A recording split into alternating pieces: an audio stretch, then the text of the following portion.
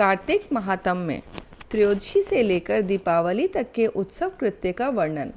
ब्रह्मा जी कहते हैं, कार्तिक कृष्णा त्रयोदशी को प्रातःकाल दंत धावन करके स्नान करें और त्रिरात्रि व्रत का नियम लेकर भगवान गोविंद के भजन में तत्पर रहें तथा इस व्रत के अंत में गोवर्धन उत्सव मनावें। त्रयोदशी 3 मुहूर्त से अधिक हो तो वह इस व्रत में ग्राही है, पर तिथि से वेद होना दोष की बात नहीं है। कार्तिक के कृष्ण पक्ष में त्रयोदशी के प्रदोष काल में यमराज के लिए दीप और नैवेद्य समर्पित करें तो अपमृत्यु, अकाल मृत्यु या दुर्मरण का नाश होता है। एक दिन यमदूतों ने यमराज से कहा, प्रभु, ऐसे महोत्सव के अवसर पर जिस प्रकार जीव अपने जीवन से वियुक्त ना हो, वह उपाय हमारे आगे वर्णन कीजिए। यमराज ने कहा, कार्तिक कृष्णा त्रयोदशी को प्रतिवर्ष प्रदोष काल में जो अपने घर के दरवाजे पर निम्नांकित मंत्र से उत्तम दीप देता है, वह अपमृत्यु को प्राप्त होने पर भी यहाँ ले आने योग्य नहीं है। वह मंत्र इस प्रकार है, मृत्युना पाशदंडाभ्याम कालेन च मया सह त्रयोदश्याम दीपदानात् सूर्यजः प्रियतामिति। त्रयोदशी को दीपदान करने से मृत्यु, पाश, दंड, काल और लक्ष्मी के साथ सूर्य नंदन यम प्रसन्न हों। इस मंत्र से जो अपने द्वार पर उत्सव में दीपदान करता है, उसे अपमृत्यु का भय नहीं होता। दीपावली के पहले की चतुर्दशी को तेल मात्र में लक्ष्मी और जल मात्र में गंगा निवास करती हैं। जो उस दिन प्रातःकाल स्नान करता है, वह यमलोक नहीं देखता। नरक भय का नाश करने के लिए स्नान के बीच में अपामार्ग चिच्चिड़ा को मस्तक पर घुमावें। 3 बार मंत्र पढ़कर 3 ही बार घुमाना चाहिए। मंत्र इस प्रकार है, सीतालोष्ट समायुक्त सकंटक दलान्वित हर पापम पाप मार्ग भ्राम्यमाणः पुनः पुनः। जोते हुए खेत के ढेले से युक्त और कंटक विशिष्ट पत्तों से सुशोभित अपामार्ग तुम बार बार घुमाए जाने पर मेरे पापों को हर लो। ऐसा कहकर अपने सिर पर अपामार्ग घुमावें। स्नान करके भीगे वस्त्र से मृत्यु के पुत्र रूप 2 कुत्तों को दीपदान दें।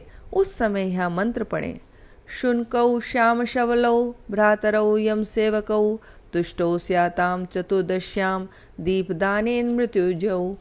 काले और चितकबरे रंग के 2 श्वान जो मृत्यु के पुत्र यमराज के सेवक तथा परस्पर भाई हैं, चतुर्दशी को दीपदान करने से मुझ पर प्रसन्न हों।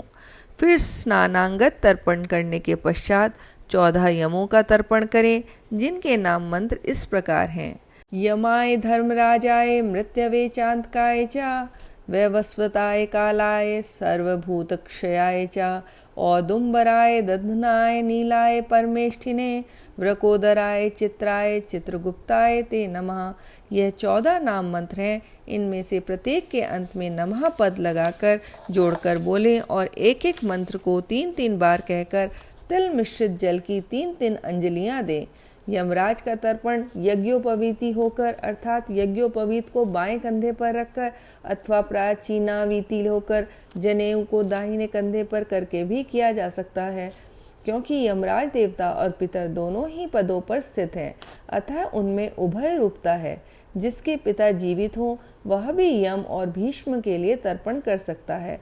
कार्तिक कृष्णा चतुर्दशी को यदि अमावस्या भी हो और उसमें स्वाति नक्षत्र का योग हो तो उसी दिन दीपावली होती है।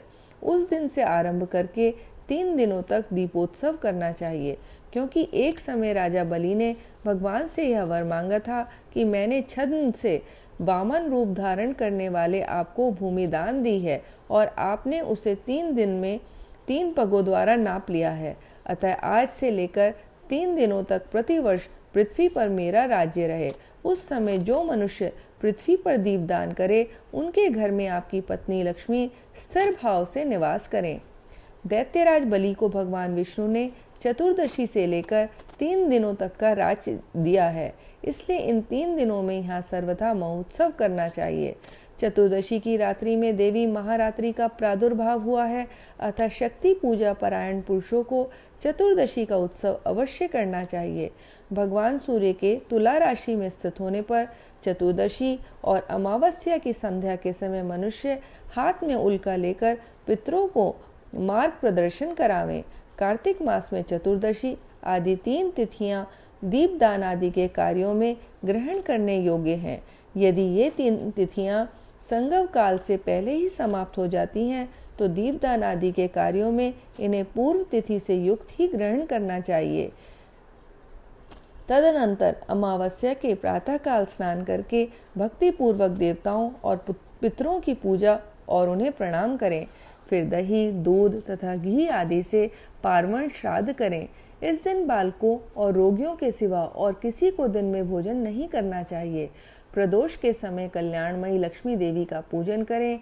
उस दिन लक्ष्मी जी का सुख बढ़ाने के लिए जो उनके लिए कमल के फूलों की शैया बनाता है, उसके घर को छोड़कर भगवती लक्ष्मी कहीं नहीं जाती। जावित्री, लवंग, इलायची और कपूर के साथ गाय के दूध को अच्छी तरह पकाकर उसमें आवश्यकता के अनुसार शक्कर देकर लड्डू बना लें तथा उन्हें महालक्ष्मी जी को अर्पण करें। पूजा के पश्चात लक्ष्मी जी की स्तुति इस प्रकार करनी चाहिए। दीपक की ज्योति में विराजमान महालक्ष्मी, तुम ज्योतिर्मयी हो। सूर्य, चंद्रमा, अग्नि, सुवर्ण और तारा आदि सभी ज्योतियों की ज्योति हो। तुम्हें नमस्कार है। कार्तिक की दीपावली के पवित्र दिन को इस भूतल पर और गौओं के गोष्ठ में जो लक्ष्मी शोभा पाती हैं, वे सदा मेरे लिए वरदायिनी हों। इस प्रकार स्तुति करने के पश्चात प्रदोष काल में दीपदान करें। अपनी शक्ति के अनुसार देव मंदिर आदि में दीपकों का वृक्ष बनावें। चौराहे पर, शमशान भूमि में, नदी के किनारे, पर्वत पर, घरों में, वृक्षों की जड़ों में, गौशालाओं में, चबूतरों पे तथा प्रत्येक गृह में दीपक जलाकर रखने चाहिए। पहले ब्राह्मणों और भूखे मनुष्यों को भोजन कराकर पीछे स्वयं नूतन वस्त्र और आभूषण से विभूषित होकर भोजन करना चाहिए। जीव हिंसा, मदिरापान, अगम्यागमन, चोरी और विश्वासघात ये 5 नरक के द्वार कहे गए हैं। इनका सदैव त्याग करना चाहिए। तदनंतर आधी रात के समय नगर की शोभा देखने के लिए धीरे धीरे पैदल चलें और उस समय का आनंदोत्सव देखकर अपने घर लौट आवें। हरिओम तत्सत, हरिओम तत्सत, हरिओम तत्सत।